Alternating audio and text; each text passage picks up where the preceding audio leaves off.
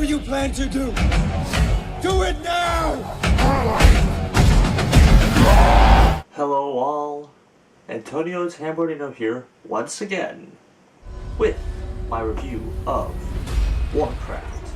The night that I saw Warcraft, opening night for the movie Warcraft, I walked into the theater without prior knowledge of the video game, other than marking for the video game and having actually tried the video game previous times, only to be less than entertained each time I tried playing it. What intrigued me about Warcraft was the idea of making a cinematic translation, a cinematic version of an MMORPG made famous for breaking relationships. That's really about as much about Warcraft as I knew of this movie.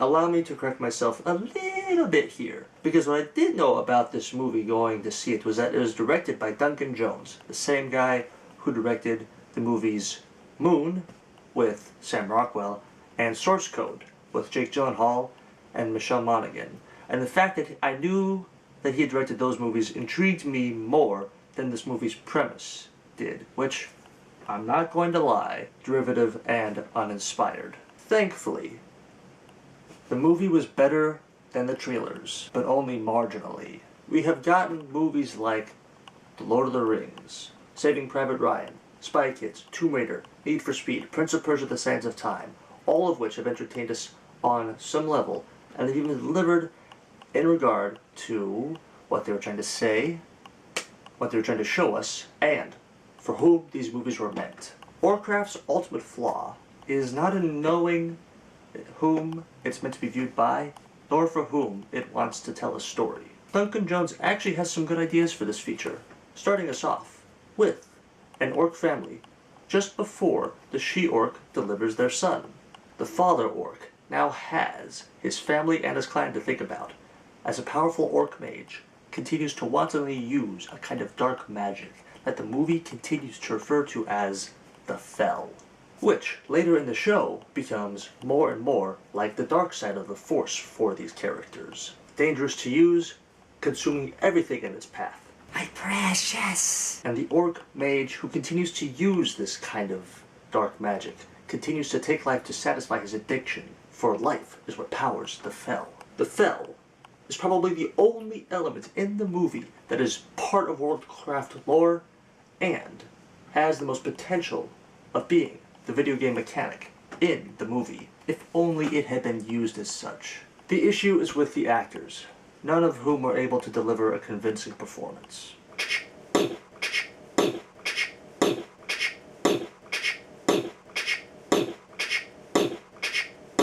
They sleepwalk instead of act, and half of what they say seems to just be wallpaper, making it hard to follow their motive, making an otherwise fun and epic cinematic masterpiece a potentially long, awkward moment in one's seat. This does not mean that the movie is bad. It's just not very good. Even with actors speaking through tusks, they're easier to understand than Bane in The Dark Knight Rises. At least you can talk! Who are you? It doesn't matter who we are. What matters is our plan. Warcraft does not take advantage of the intimate shots that Saving Private Ryan used so well. The movie practically inspired an entire genre of video games, an element that could actually possibly ruin any cinematic or televised experience based on The Legend of Zelda. Nor does Warcraft embrace the epic scope of a cinematic narrative that The Lord of the Rings captured and delivered so successfully, and I'm not talking just about the Fellowship of the Ring. Try as it might. And that's mostly due to relying a little too heavily on CGI as opposed to real set pieces. But it's also due to how the movie was shot, which I felt was not as well as could be expected. The exception is the opening scene that felt like it was both a movie and a video game that was meant to be watched instead of played. It also does not, for the majority of the film, take a cue or two from the family-friendly spy adventure flick Spy Kids, which actually felt like it was its own video game meant to be watched instead of played. And finally, Warcraft did not take advantage of any real video game mechanic, the way Prince of Persia: The Sands of Time was able to do with great results, albeit to mixed reviews. Even Need for Speed was able to apply some classic video game moves from a classic video game series and apply them to a cinematic translation that came with former Batman actor Michael Keaton as podcaster for the Speed Junkies, who are following our hero as he drives across the country. Other elements that could have been improved upon, I felt, were the action sequences and the fight scenes, a lot of which felt a bit predictable and even a bit drawn out. So much so that seeing a man lose his son to an orc warrior felt like an idea that was shoehorned in, instead of like a genuine loss. What makes less sense is why he and a she-orc who decides to join forces with the humans would want to start some kind of relationship. What the actor delivering, what the actor playing the now childless father did manage to do was deliver a level of anger toward his superiors, making us understand where he comes from and why he feels the way he does. All this in mind, Warcraft did manage to deliver a decent level of entertainment. Pun not quite intended. Even if the critics end up not liking it, so long as Warcraft continues to bring money for the investors at Blizzard and keep some fans and moviegoers happy, Warcraft can at least be forgiven for not doing horribly. I give Warcraft 3 out of 5 stars. There are a few movies I regret seeing in the cinema, and a few I wish I could have waited until they came out on physical copy.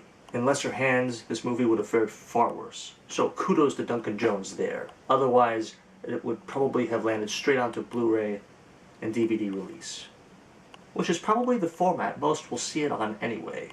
What this movie does even better is inspire hopes for future attempts at both televised and cinematic translations based on video games. And not just Warcraft video games, but video games in general. And, better still, Warcraft was not, thankfully, just another popcorn movie. Thank you very much for your time. And hey, if you like this movie, please enjoy it. Have an awesome day.